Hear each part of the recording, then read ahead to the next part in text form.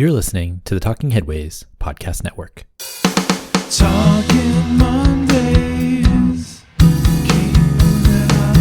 Keep moving on. Talking Mondays. Keep moving on. Keep moving on.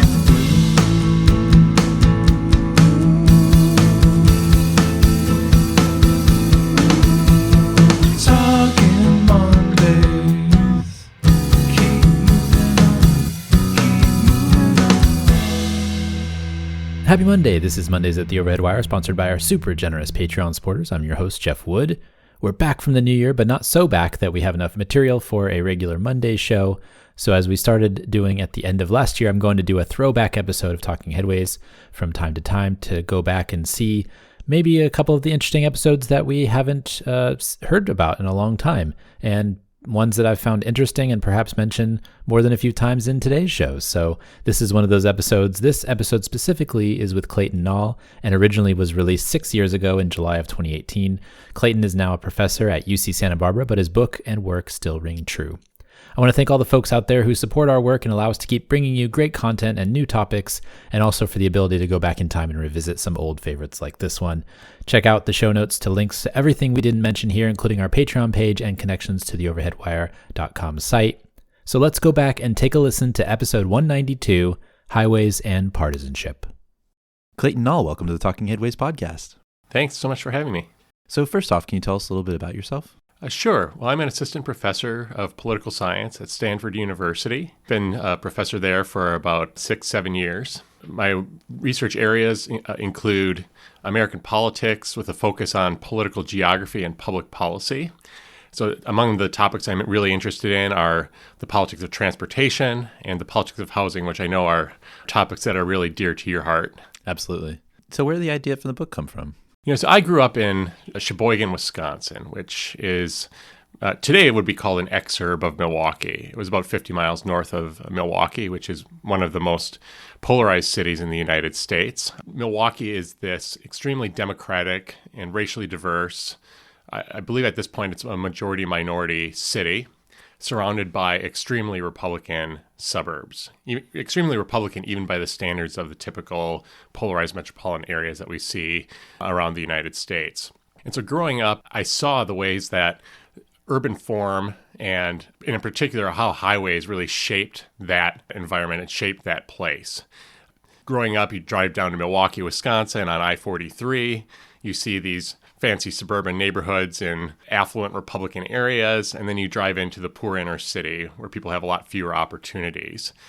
The polarization that we see in the metropolitan areas is to a considerable degree a product of these policy interventions that help to create the suburbs and help to facilitate white flight and other changes in the metropolitan area, resulting in this red-blue polarization, among other forms of segregation.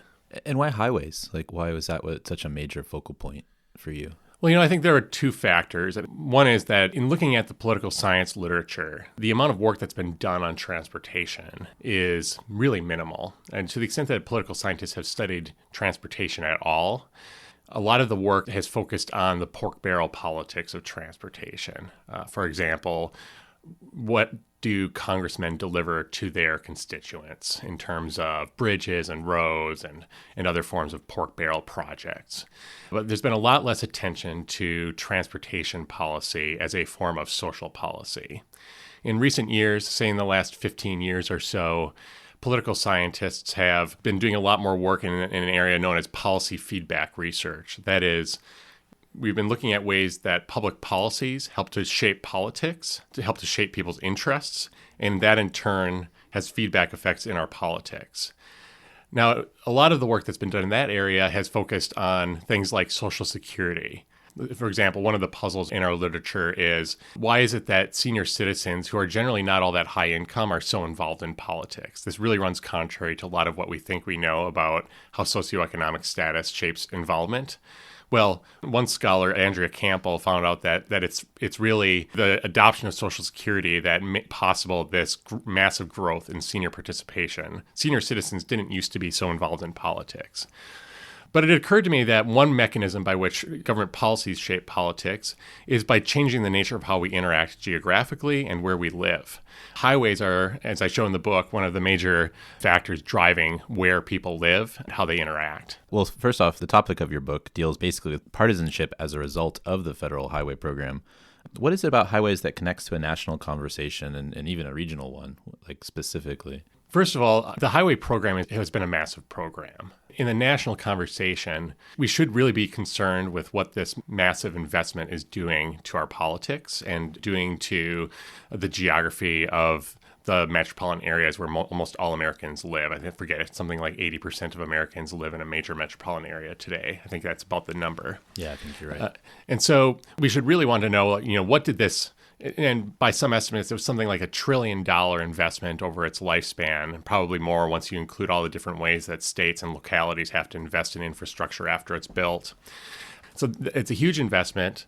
It shapes where people live, determines how people act on their preferences about the kinds of neighborhoods and communities they like, and interacts with all kinds of other policies, including discriminatory policies, to shape urban-suburban rural divide that we are seeing in our politics today. Yeah, and you mean other divisive things like zoning codes, right? That's right. So one of the reactions that I've gotten into this book is, well, suburbanization has been taking place for a long time. Highways are just one factor contributing to suburbanization. And I don't want to suggest that highways were the only factor, necessarily even the largest factor contributing to the suburbanization that we see today and all the, the concomitant instances of polarization and income and racial segregation. There are lots of factors that fed into that. That said, it's hard to imagine the scale of urban-suburban polarization that we see today if it weren't for the massive scale of the interstate highway system and what that did to facilitate mobility in some pretty selective ways. So you look at this in terms of partisanship, like Democrats versus Republicans. And I generally try not to get too political on the podcast, but this is the topic. And so you get to that point, you're looking between the two parties on this specific topic of highway expansion. And you say, it's an issue, but why would somebody who's a Republican think it's an issue if it's been benefiting them for so long, basically? Right. So I went into this project with a pretty strong set of priors about how the two parties think about urban versus rural places and how they think about the policies that support urban, suburban, rural places. One of the, I think, conventional wisdoms that's floating around out there and has sort of suffuses the literature on suburban politics and suburban policymaking is there's some sense a suburban interest or a rural interest where suburbanites all want things that benefit suburbia and urban people all want things that benefit urban people, and they don't favor the things that disproportionately benefit suburban and rural people. And I found in this chapter that you're referring to, which is kind of in the middle of the book, what I find in going back through decades of research is that the story's a bit more complicated than that. That actually highways are this thing that vast majorities of Americans use on both sides of the political spectrum. And support. And support in very large numbers. And we don't see nearly as much partisan polarization when you just ask people, should we invest in highways? Should we spend money on roads and bridges? I think it's one of the questions that's asked on the General Social Survey. And you can go back decades and get about the same result. Very minimal partisan differences. Where you see some of the big partisan differences are around anytime you start talking about any alternatives to highways or any alternatives to suburban and rural highway spending. Once you force people into making trade-offs, you see that Democrats and Republicans start to adopt very different attitudes. And we've seen this in recent surveys, as well as if you go back over the last 30 or 40 years, particularly starting around the late 70s, early 80s, is where you start to see a really big partisan divide, particularly on the question of federal funding for transit. But the big changes come in the 60s, it kind of wanes towards the 80s of these big investments, it seemed like, from your research. That's right. There are 2 points to think about here. What I show in the book with respect to urban-suburban polarization is that interstate highways were built starting in the 1950s, or at least that's where a lot of the big federal funding came in. The story's a little more complicated than that, but the Federal Aid Highway Act of 1956 provides 90 cents on the dollar for interstate highways. And what we see after that point is particularly in fast-growing metropolitan areas, which are disproportionately located in the Sun Belt, particularly in those suburban counties that actually had interstates, we see exactly the type of suburban growth that led to the massive expansion of the suburban Republican Party in these Sunbelt areas. So that's in places like Atlanta, it's in places like Phoenix that we see really big Republican growth. And it persists over quite a long time in those places. Now, what does that do to the issue agenda? Well, it's a little bit difficult to link the things that we can learn off of aggregate electoral data with what people are saying on their individual public opinion surveys. As the suburbs are becoming more Republican, it's not like they're instantaneously adopting modern Republican politics. Simultaneously with all the changes that I describe in the book, the two parties have become a lot more ideologically consistent. And that's something that's a little bit more recent phenomenon.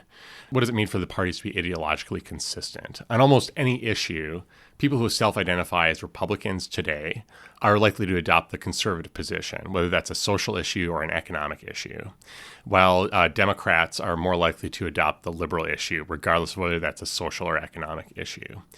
What I find in this chapter on public opinion is that starting probably sometime around the 1980s, which is where we see this phenomenon at work in other policy areas as well, we see the two parties splitting on this question of how to fund transportation alternatives. Transit becomes lumped in with all these other instances of social policy that Democrats and Republicans disagree on. It's really interesting. It seems like that's when you start to get, or at least recently anyways, it's a result of all this is that you start to get in these fights over social engineering. Quote, yes. I'm putting up air quotes in the air. Yes, air quotes. That's actually an air quote from the Republican Party platform, I think of 2012 or 2016. I forget when they used that term to describe Obama's urban policies. Now, compare that to what the Republicans were saying during the Nixon years in their platforms. They were adopting a very law and order orientation towards cities at the political elite level, but they weren't saying, let's just defund cities or let's ignore cities or they're these horrible places where the Democrats are just trying to practice their social engineering. Whatever you might think of the reforms that Nixon attempted to implement during his administration, a lot of those reforms were meant to address problems within cities through social policy reform. There was an active program of social policy reform, and that included investment in mass transit. Republicans have not taken that on. In fact, are actively opposed to that today. We see that in the electorate, and we see it in what the party elites are saying. There's also a piece in here that talks about the 80-20 split. Basically, for those who aren't familiar, the federal transportation bill, when it's passed, it usually has a 20% transit and other things, and then an 80% highway split. And that was added at a certain point in time. And you argue that it made both sides go for this bill that highly disinvested or wasn't investing as much in cities. What do you think would have happened if that share wasn't added? The Federal Aid Highway Act of 1973 really got the ball rolling in terms of diverting highway trust fund money into transit. And eventually, within Congress, this log roll resulted in this adoption of 20% of money going to transit on a pretty consistent basis, regardless of which party controlled Congress. I think it's a great question. What would have happened to the consistency of transportation funding if that 20% hadn't been there? We can look at what urban liberals in Congress tried to do before the Highway Trust Fund was diverted to transit, or applied to transit, I should say. I think the word diversion is a little bit of a hot button, or what's the correct terminology? I don't know. It sounds like a wordsmithing or politics. This is like a Frank Luntz wordsmithing way of describing the use of Highway Trust Fund money to fund transit. The frames, they're always getting us with the frames. That's right. The very first big metropolitan transit bill was the Urban Mass Transit Act of 1964, and that bill was funded out of general revenue. One thing we know is that when money comes out of trust funds, it's a much more reliable stream of money. So I think we would have seen a lot less consistent funding of transit. That probably would have been a lot more contingent on which party controlled Congress and the extent to which the urban liberals, which in the 1960s were kind of a mix of Democrats and Republicans. And there were some New York liberal Republicans who were very central to adoption of transit. But today it's exclusively urban liberal Democrats who would be pushing for this kind of funding. One thing that the 80-20 rule has done is that it's in a lot of ways insulated at the federal level. It's insulated the politics of transit and highway funding from this urban-suburban polarization that we see. You might think the Republican voters becoming more consistently anti-transit, with a lot of their elected officials becoming more consistently anti-transit, that would be zeroed out. But when you have this kind of log roll in place and everybody's getting a little bit of something, in political science, we call this the idea of distributive universalism, like everybody gets a piece. It really has insulated at least that modicum of transit funding from threats, including when Republicans have had unified control of government. It's a different question what happens once that money gets sent down to the states, when metropolitan planning organizations and other state highway transportation departments actually have the money in hand. How are they actually spending it? And is it being spent in a way that benefits cities? We talk about MPOs, metropolitan planning organizations, and that's part of something that was constructed early on, though, right? It's a fascinating example of what in the poli-sci literature we call institutional layering. Institutions get developed for one reason. Policy entrepreneurs and innovators come along and they realize that these institutions might be useful for some other reason. The MPOs really originated in the Federal Aid Highway Act of 1962, which was a very weak and kind of toothless effort to impose some degree of responsible urban planning on highway planners as they were building the interstate highway system by requiring them to actually consider all these regional factors and study these issues. Mm-hmm. In ICE-T, the 1991 highway bill, Daniel Patrick Moynihan uses these organizations as a basis for developing project plans for urban transportation. They're given this official role in the planning of metropolitan transportation that they didn't have before, with some really unintended consequences, I think. One of my mentors from grad school actually just passed away, Hank Dittmar, and he was part of the Surface Transportation Policy Project, and basically in the ear of Daniel Patrick Moynihan had made those changes. Rest in peace, Hank. But that's just like an interesting kind of side note. Because of the MPOs, you get all this money passed down, and after 1991, it starts to go to active transportation, and MPOs can start to use it for other things. But then you have this issue in the book, and I've heard this many places otherwise, that even the MPOs are very polarized themselves. Yeah, I think the idea that by creating an organization that's intended to serve general metropolitan interest, that organization will serve a general metropolitan interest is a great instance of good intentions and unintended consequences. Looking across all the MPOs, there are some MPOs that thrive fairly well in relatively unpolarized metropolitan areas. And there are others that have to establish project plans in much more polarized metropolitan areas where the suburbs and cities are consistently at odds. Now, maybe that wouldn't be such an issue if cities had a lot of voting power within these organizations. I think one of the great ironies, and by the way, I'm not the first scholar to talk about this. I mean, Thomas Sanchez at Virginia Tech has written a lot about this. I use some of his data in the book. But what we see is that within the MPOs, the suburbs exercise disproportionate power. And back when they had relatively little control over the designation of projects in a metropolitan area, that might not have been such a problem. With the suburbs having so much power, with so many decisions made by consensus rather than by majority vote, the urban and inner suburban majority that exists in a lot of metropolitan areas doesn't have the power to push through policies that actually benefit the central part of a metropolitan area. And so there's been a lot of new research on this, some of which didn't make it into the book, but a lot of that research has suggested that a result of this is that the suburbs have been getting lots of transportation investments and the cities have been getting shortchanged on a per capita basis. And I think to a certain extent, that's why you see cities starting to go their own way sometimes. Lately, the MPOs and the regional agencies are doing what they're doing, and then the cities are like, well, hey, how come we're not be able to build a subway or build a light rail line or whatever it may be, bike lanes or whatever it may be. So they just like, well, we're just going to raise our own money at King County Metro or whoever else, which seems patently unfair because they're still paying taxes, but then they have to raise more taxes on their own to get something back out of it. Yes, and that works great if you have a really thrived central city like Seattle or San Francisco or even San Jose, where the cities can raise that capital locally without a concern of driving even more flight out of the city. If you look at a place like Detroit, that the idea of Detroit self-funding its own transit without a lot of outside help is a much less of a possibility. And we saw what happened there when there was an effort to actually create a more integrated and complete metropolitan level transit system as the referendum failed on a very narrow margin that was dictated largely by the partisanship of the voters at the ballot box. What's something that surprised you in the research for this book? There were a few things that surprised me and that prompted me to look so much at these metropolitan transportation issues. I started working on this book in 2008. It wasn't a book yet, but it was an idea in 2008 in my fourth year of grad school. And at the time, this new book had just come out, The Big Sort, which really appealed at the time and continues to appeal to a lot of folks' intuition about what they see with urban people and rural people being completely at odds, really having all kinds of differences of opinion, having completely different cultures. At the time I was working on the project, I was also interning at a major research lab. And they gave me a chance to actually look at the patterns of communication networks.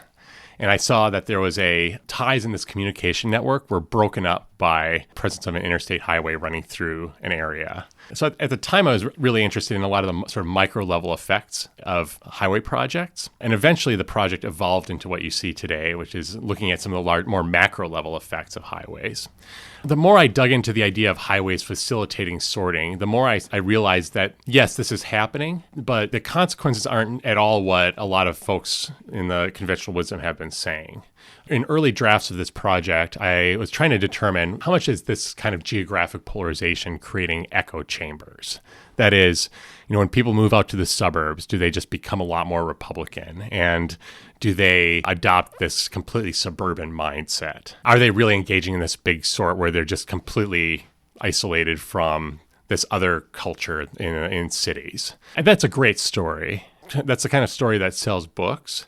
And it's not exactly what happened. If I had been able to tell that story, my book would have been a much clearer instance of policy feedback, right? It's a story that a lot of urbanist types want to be able to tell. It's highways get built, the federal government's spending all this money subsidizing suburban housing, all the whites move out of cities, and they just become suburban conservatives and abandon everything, all their prior ideological predispositions in order to be these suburbanites, right?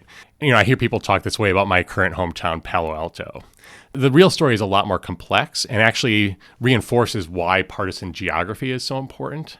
Democrats and Republicans adopt pretty consistent views regardless of where they live. There are both positive and negative of that. One of the positive effects is that if you have a metropolitan area where you have lots of Democrats living in the suburbs, those suburban Democrats actually do vote for a lot of good things for cities. In fact, it's very difficult to think about how you can actually build a minimum winning coalition for urban policy without turning out those suburban Democrats who are not voting according to their suburban interest, are actually thinking about the metropolitan interest as a whole, are really interested in supporting things like BART and Caltrain and all these other things that benefit the metropolitan area. And when you see a metropolitan area like the Bay Area, where these suburban voters are actually voting for things, like we just had this regional measure 3 here in the Bay Area, and you saw Democratic voters in Santa Clara County and in parts of the metro area that are not going to see tons of direct benefit from some of these programs that are being proposed under the spending plan, nevertheless voting for the RM3 bridge toll. So a self-interest story, or this policy feedback story where people move out to the suburbs and they just vote for suburban interests all the time because they benefit from the suburban policy. That, I think, was the biggest surprise to me, that partisanship is just this really robust predictor of how people vote on these issues. Yeah, and you mentioned RM3 basically passed a measure to raise the bridge tolls so that we could pay for new BART cars and a bunch of other stuff. What is the role of different transportation modes in the discussion about partisanship and whether liberals or conservatives or Republicans or Democrats, whichever term you want to use? Well, now they become so conflated at this point that wasn't always the case. They've become so conflated at this point that I think it does really play into our transportation politics in a way that it didn't in the past. So what about modes, individual modes? Like if somebody wants to vote for buses or light rail or versus a subway versus a commuter rail, there's a little tiny idiosyncratic difference between those different modes and how people respond to them. In the public opinion chapter that you mentioned, I really delve into this. So if you look at off-the-shelf public opinion surveys, they don't really make this distinction. In fact, much to my chagrin, if you actually look at what a lot of these major polling firms have been asking on surveys about infrastructure, they always ask this generic triple-barreled question: do you favor roads, bridges, and schools? Do you favor spending money on roads, bridges, and schools? Well, what does that mean? It's really hard to tell. I really wish they would stop asking this question. I think it's kind of like the Obama stimulus plan framing of the idea of infrastructure.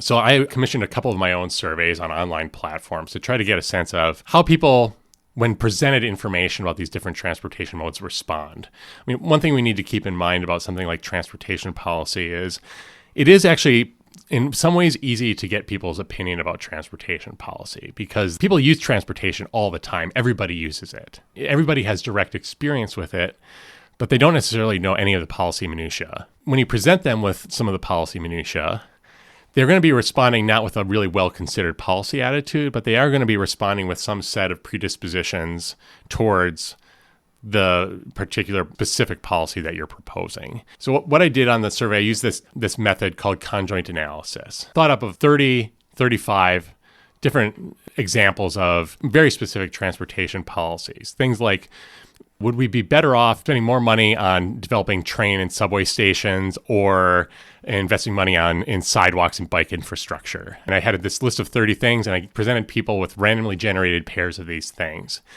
From that, you can get a list of the relative ordering of how people think, which of these policies people assign a much higher priority to and which they assign a low priority to. And when you present that, you do get a very clear partisan effect, and particularly anytime transportation starts to look like welfare, you see big partisan gaps. And you also start to see some income gaps and to a degree, some urban and suburban rural gaps. The more transportation looks like a fairly innocuous example of capital investment, say building more train and subway stations, you see a much smaller partisan gap on those questions. You even see that affluent voters in particular are very keen on this idea of spending money on what some critics would say is, white elephant transportation projects. I think to understand one reason we have the transportation subsidy system that we have today, which is the federal government pays for capital but not for operating expenses and doesn't subsidize the actual responsive operating budgets that would enable changes in transit service levels within transit agencies, due to a considerable degree to the attitudes in the public, which is that we don't want to be just giving handouts to all these urban transit riders. You also talk about how legislation gets put together. Mm-hmm. What's the role of an earmark? Earmarking of transportation funding has been a focus of a lot of the research in transportation policy, particularly in political science. A lot of the research has focused on very well identified projects that members can identify as places where spending ought to be directed. A lot of the work in my field has focused on the ways that these earmarks enable Congress as a whole to support these more general transportation policies and to push through the highway bill, or they call it the highway bill, of course, but the transportation bill.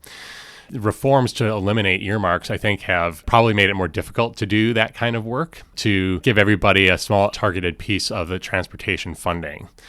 If you look at a lot of the identifiable projects, what is the fraction of the total spending on transportation? It's pretty small relative to stuff that's just funded by formula and doesn't account for a very large fraction of what's being spent. So I noticed you referenced Stephen Goddard's Getting There, and that's one of my favorite books on the development of road and rail in the United States. Did you have any favorite books that you read during your research? I like Goddard's book as well.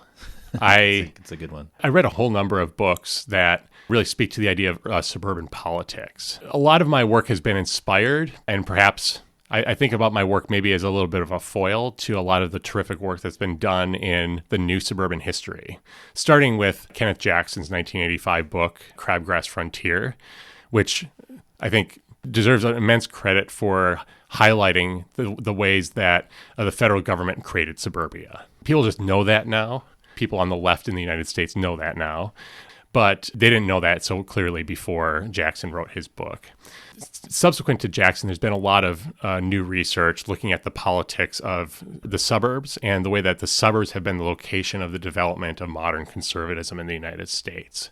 Kevin Cruz's book, White Flight, which looks at Atlanta, which is the first chapter of my book, the opening chapter looks at Atlanta and really suburbanized metropolitan area built around interstate highways. All the suburban parts of Atlanta were built up during the interstate era.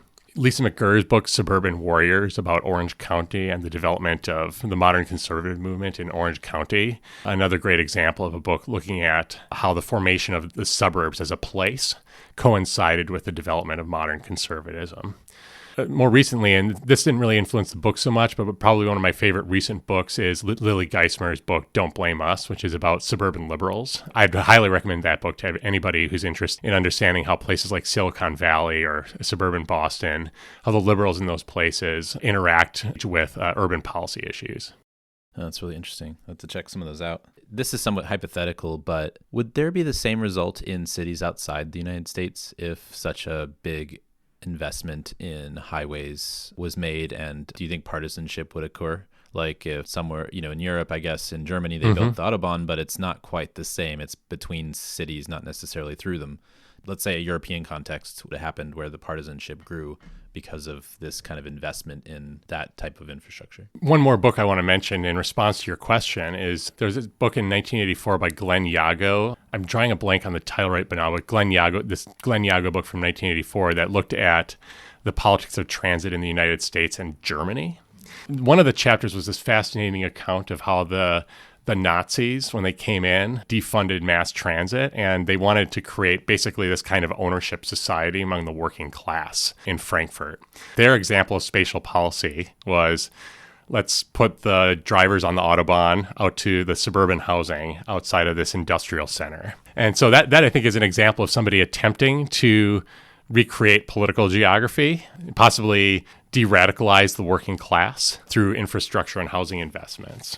That said, I think in the early years of this project, I wanted to do a more comparative study of the United States versus Germany, England, Canada, Australia.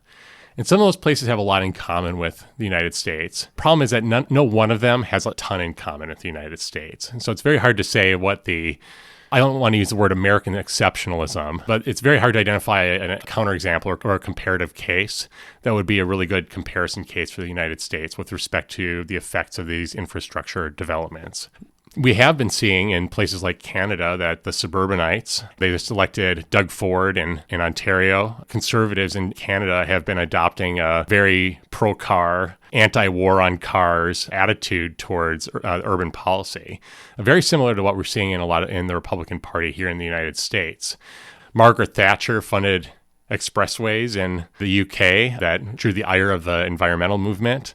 Another example of conservatives favoring highway investment. So there are scattered examples of this. Now, the question is, does that have the same kinds of political effects? And there's some reasons to think it might, but many reasons to think it wouldn't have quite as many severe effects. I think the biggest reason in a lot of our peer OECD countries, we don't see the same sort of pattern of urban-suburban polarization, or quite a severe pattern of urban-suburban polarization, is that the appeal of white flight in the United States was considerably rooted in our doctrine of home rule, that local governments have a lot of control over schooling, land use policy, public services, all these things that attract people to move out to the suburbs.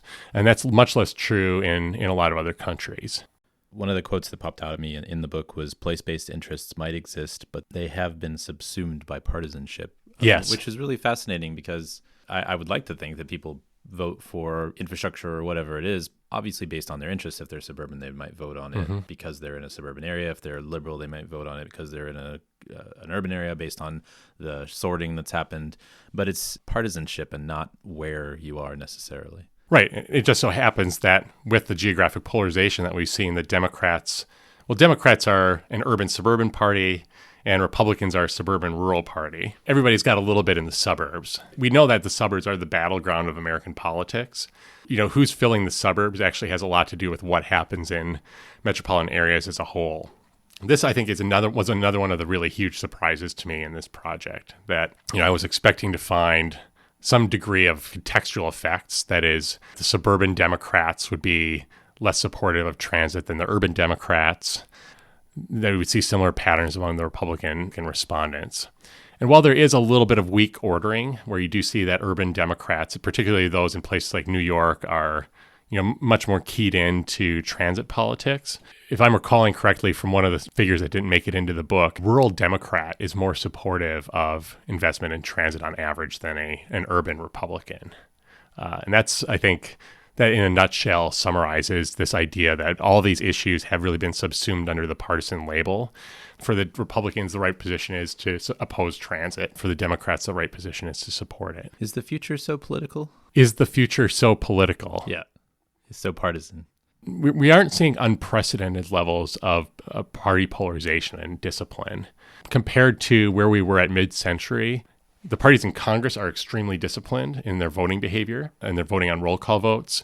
In the electorate, the separation of Democrats and Republicans on a whole range of issues is really substantial. Is that likely to maintain itself in perpetuity? Probably not. The partisan consistency that I've been talking about throughout this interview is likely to break down at some point. To cite one example of an issue where I think it's likely to break down, and this is actually the topic of my next project, is liberals and their attitudes towards housing. If you ask liberals, do you favor federal guarantee of housing for everybody? How liberal you are really does a great job at predicting whether you answer yes to that question. So if you identify as a very liberal person, you're much more likely to say yes to that question, or say that you strongly agree. If you then ask people, do you favor building apartments in your community? Their response to that question is completely unrelated to their response to the question of a federal guarantee of housing for all. So I think one place that liberal and conservative consistency breaks down is when you get down to this local level, when you have to implement things that are really in people's backyard. They will respond much more acutely to their personal interest. It just may be that for a lot of transportation policy questions, even if it involves, say, building a mass transit line or a BART line through one's metropolitan area, your attitudes aren't going to be shaped all that much by your perception of self-interest. Housing is a much more local thing, I think, even than this kind of transportation spending. And we're seeing in California especially how that's playing out within the Democratic Party. I suspect that it's likely to become a major rift, particularly in the coastal one-party Democratic states, where we're going to see the factionalism within the party being driven by fights on this issue. Well, you're already seeing that now. Yes. I mean, here in the mayoral election. That's right. Yeah. Right. In San Francisco, this is what's happening. And then you have stupid New York Times articles coming out saying they have a different choice and they're picking Republicans. Like, no, the Republicans are irrelevant in San Francisco. It's a liberal party versus a very liberal party, right? In San Francisco, there's there's three candidates, two of which are calling themselves progressives and one is liberal, and that's the split. It's not the Republicans versus the Democrats anymore. It's a split that's getting even deeper into the weeds. So I'm looking forward to reading what you come up with. It is a fascinating divide. Outsiders look at San Francisco, or they look at the suburbs of San Francisco, like Palo Alto, for example. I've done a bunch of work in local politics in Palo Alto, advising some of the candidates who have been advocating more pro-housing development position. And this idea that Silicon Valley is this bastion of libertarians, maybe amongst some of the tech company elites and the VC elites, there is this libertarian strand in the thinking, and it might come into play to a degree on the question of housing. But there are very few people who identify as conservatives on other dimensions and then support building a lot of high-density housing. They're almost a non-existent group. The real big divide in this area is between liberals who, very large proportions, say we need to help poor and middle-class people afford housing, and they disagree on the means. And so about half of Californians who say that it's really important that we provide these measures of aid to help people afford housing, about half of them favor housing development and about half don't. It's so fascinating. And then final question, what's the importance of place-based political science? There's been a lot of great work being done recently in the area of political geography and political science. I think it's a really important contribution to our understanding of where social policy is important. Okay, so much of the work that's been done in public opinion research, like say in Gallup polls or historically Roper polls or Pew Research polls, is all about national politics. It's about how people identify as Democrats or Republicans, how liberal they are on social or economic issues. There's no role for place in any of that work. Our local communities are where we live. It's where we actually have a chance to experience opportunity or not. Decisions that are being delegated by the national government in the form of things like the federal aid highway program and the distribution of money to MPOs and state transportation departments. These are all being played out in local communities where the role of place is really important in establishing economic opportunity. So I'm really happy to see that so many of my colleagues are also engaging in research in this area. Among other folks, Ryan Enos has a book looking at how people react to different groups that move into their communities. And people are always thinking about where they are and what their community is like. And that doesn't always speak to our national polarized politics, but it's very important to the opportunities that people get to enjoy. Awesome. Well, Clayton, thanks for joining us. We really appreciate it. Thank you very much.